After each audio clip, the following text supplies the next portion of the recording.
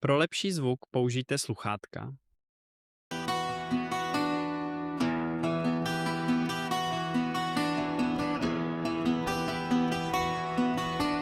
Narodil se v místě, kde světla není,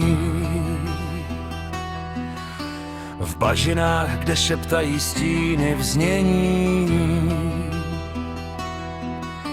Už jako dítě slyšel hlas, co volal ho, sílu v sobě máš. Nikdo neznal jeho pravý sen, jen tichý úsměv skrytý za dnem. A když vyrostl, noc ho zvala, z temnoci vzal to, co mu patřilo, ta síla nebyla malá. On je Alastor, legenda z noci, síla, co rostla v tajné moci. Nebezpečný úsměv, co všechno zlomí, příběh, co v temnotě každý znak smrti.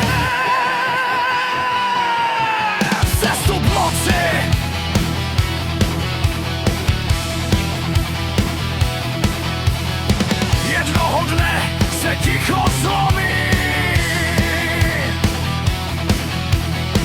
a jeho hlas se městem rozhromí. Nešlo ho zastavit, nešlo ho zkrotit, kdo se mu postavil, musel se sklonit. Vrátník zněl jeho hlas, smích, co přechází v temný kvás. A svět si řekl, tohle je pán, kdo jednou slyšel, už nebyl sám. On je Alastor, vládce chaosu, mocný jak bouře v krvavém losu.